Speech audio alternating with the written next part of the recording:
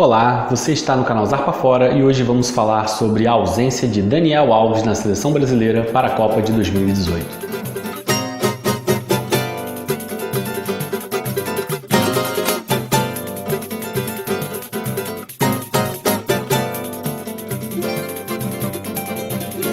Bem, gente, a ausência do Daniel Alves me parece ser uma ausência de difícil reposição. A gente tem opções aí que foram lançadas, duas que foram escolhidas, no caso o Danilo, para ser o titular direto, vai ser experimentado aí nesses primeiros jogos da Copa. O reserva dele que foi o Fagner, e um jogador que eu lamento ter sido deixado de fora, que foi o Rafinha. Acho que o Rafinha estava a um passo adiante do Fagner, deveria ter sido chamado pelo menos para ser o reserva. Agora, independente se Fagner ou Danilo ou o Rafinha, que já está fora do páreo, né? Independente de qualquer coisa, eu acho que nenhum dos três, aliás, assim como nenhum outro jogador brasileiro nesse momento teria condições de substituir o Daniel Alves à altura. O Daniel Alves é um jogador que, se você se lembra, ele passou boa parte da carreira dele correndo atrás da titularidade porque ele não conseguia superar o Maicon. O Maicon, desde 2010 para cá, ele vinha sendo uma espécie de titular absoluto, e o Daniel Alves, por mais que tenha sido um jogador sempre muito técnico e por mais que tenha jogado muitos anos num dos principais clubes, se não o principal clube do mundo, que é o Barcelona, com tudo isso, o Maicon sempre estava ali engolindo o Daniel Alves. E com justiça, o Maicon realmente foi um lateral fenomenal. Mas, de alguns anos para cá, o Daniel Alves conseguiu amadurecer e chegar a um nível técnico que o tornou insubstituível aonde quer que ele esteja. Cruzamentos perfeitos, bolas que parecem jogadas com a mão na cabeça de certos jogadores, uma visão de jogo espetacular e uma pequena melhoria na sua principal deficiência, que era a defesa, né? O reforço à defesa. Eu sempre vi o Daniel Alves muito como um meia ofensivo. Eu achei que ele fosse terminar a carreira nessa posição, como acontece com muitos laterais que, quando chega a idade, já não conseguem mais ir e voltar o campo todo e acabam sendo empurrados para o meio de campo. E o Daniel Alves, eu tenho certeza que ele cairia muito bem numa posição como essa, de um meia, em qualquer time que ele estivesse, porque ele sabe dar o último passe com maestria. E vou fazer aqui mais uma confidência. Acho que se tivesse que escolher hoje, eu sei que muita gente vai discordar, é polêmica essa opinião, mas eu vou dizer que se tivesse hoje que escolher um jogador para se contundir no Brasil e esse jogador só pudesse ser o Neymar ou o Daniel Alves, eu não ficaria surpreso se eu escolhesse que o Neymar se contundisse e ficasse fora da Copa e não o Daniel Alves, porque acho que taticamente você ter dois laterais fortes, muito fortes, como o Marcelo e o Daniel Alves, isso traz um equilíbrio à seleção e um poderio ofensivo de variar jogo pelos dois extremos, de uma tal forma que nenhuma outra seleção no mundo teria isso. E tanto é verdade que a seleção brasileira, em eliminatórias, massacrou os adversários desde que o Tite assumiu e resolveu recompor ali a defesa, e aí só deixar os laterais brincarem. E claro, né, os jogadores de muito talento ali da frente. Mas se tem uma coisa que nenhuma outra seleção tinha e que era especial nessa seleção brasileira, era dois laterais, o esquerdo e o direito, indiscutivelmente os melhores do mundo. E isso, com a contusão do Daniel Alves, se perdeu. Ao perdermos o Daniel Alves, a consequência é um pouco mais grave do que o que a gente pode imaginar inicialmente, porque a seleção ela passa a ficar meio capenga.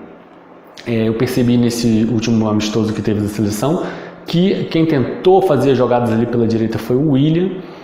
O Danilo não se atreveu, não sei se por timidez, se ele ainda não está solto, não está adaptado, Ele ainda não se atreveu a assumir realmente essa posição, essa postura. Eu espero, claro que eu torço para que o Danilo tente suprir um pouco melhor essa ausência do Daniel Alves, se atreva mais na frente. Atrás eu não duvido muito do Danilo, eu acho que defensivamente ele vai pelo menos quebrar um galho.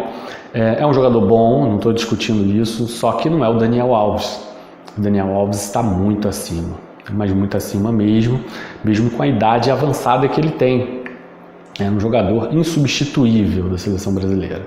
Então a seleção brasileira ficou um pouco capenga, fica mais fácil de ser marcada, basta você focar um pouco mais na esquerda e impedir as subidas do Marcelo, que a seleção já vai encontrar dificuldade para entrar. A gente sabe que a seleção brasileira, a gente sabe que o Neymar, qualquer adversário que vai se propor jogar contra o Brasil de forma mais fechada vai ter uma preocupação especial em marcar o Neymar, e o Neymar vai ter dificuldade quando for enfrentar um time fechadinho.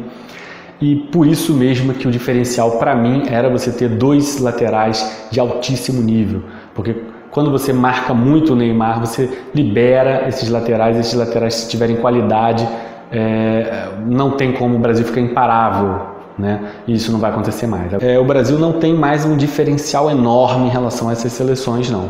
Ela pode sim encontrar grandes dificuldades até com seleções de menos valor. Basta que a proposta dessa outra seleção, mesmo sendo uma seleção menos técnica, que essa proposta seja uma proposta de jogar fechado, de reduzir os espaços ao máximo, e a seleção brasileira vai encontrar dificuldade, porque justamente não está equilibrada nos dois extremos, e vai ter que arrumar soluções, muitas das vezes individuais, com o Neymar, ou ali o Gabriel Jesus, em um espaço curto, reduzido, o que é ruim, né, para o Brasil, porque o Brasil tinha taticamente, tecnicamente, um jogo muito equilibrado, muito forte, muito difícil de ser marcado.